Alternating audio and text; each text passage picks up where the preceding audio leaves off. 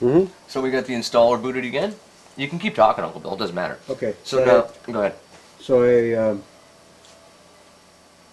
I phoned up Future Shop, and I says, I got an iMac. I give them the date, late 2006. I says, I want to change the hard drive. Do you sell Apple hard drives? Is that what I'm looking for? And the guy goes, no, we just sell PC hard drives. He says, I said, well, it's a SATA drive, and he said, just a minute, I'll get the Apple rep on the phone. So the Apple rep comes to the phone. And I asked him the same questions. He goes, no, we just sell PC hard drives. Right? So I go down there, and I get a SATA drive, and I describe the connections to the guy, and the guy says, oh, they're all the same. I said, I beg to differ. I says, they're not all the same, because I just saw a SATA drive that had different connections on it. Yeah, nice. He says, I'll tell you what, he says, take it up to the service counter, and he says, you can open it up. I says, because I don't want to get all the way home and open it up and find out it's not right. He says, take it up there. He says, you can do it right up there at the service counter. If it's not right, don't buy it. So I did, and sure enough, it had the right connections on. Took it home, put it in the machine, worked perfectly. Same connectors. And I installed Mac OS and upgraded the RAM too. So this here we're going to do, apply this, install this if you're having issues mounting DMGs in 10.5.6, which is exactly the issue we just encountered. So clearly we need it. So we'll try that, and it's only going to take a second here.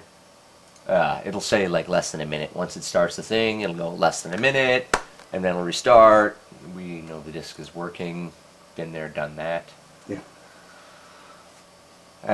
It'll only take a minute or two, and then we'll reboot, and we'll try to mount that disk image and see what happens there. I guess we could call this debugging the installation or whatever. Essentially. I don't know. So do you have to still set startup disk here before you just automatically? No, all that's done. I do have to choose the disk that I quote unquote want to install on.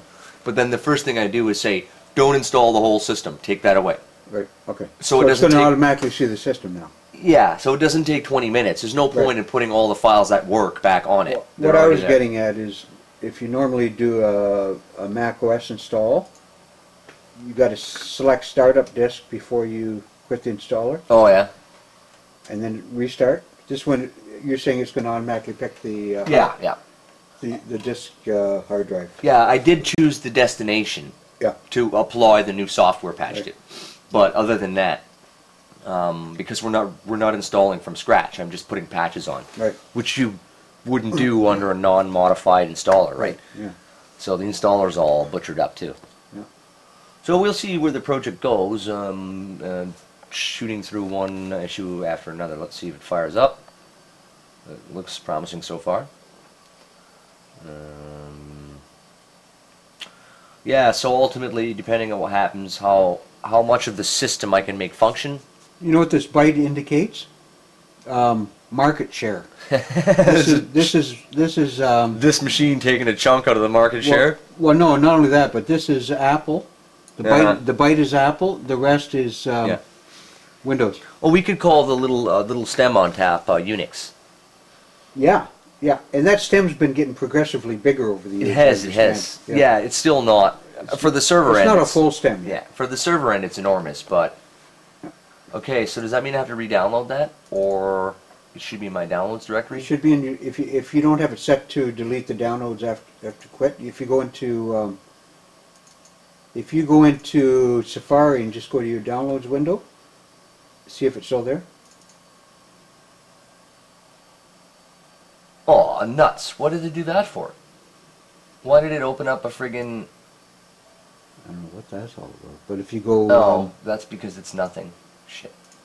If you go to... Well, no, if you open up Safari, though, and go to... Oh, you got your download folder? Okay, there. Yeah, it didn't keep the download. Okay, when it crashed, it crashed when I was opening it, so let's do this. Yeah, so it wouldn't...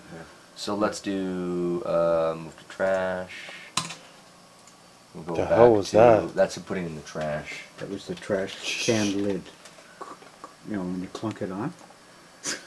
Okay, so we got a 32-bit It's a for sound Intel-based effect, Mac. Let's try again.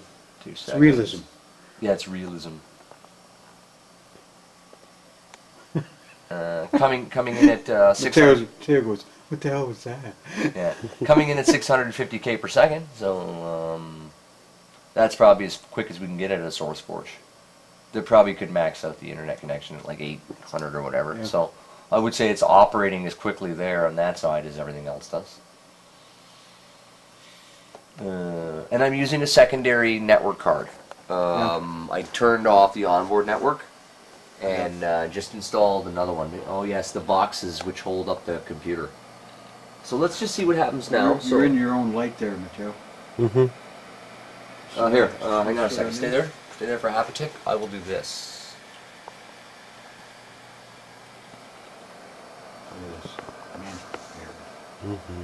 Now, let's see if it hangs again. In a minute, it'll ask me if we can open the disk image. Let's see if that patch did what it was supposed to do.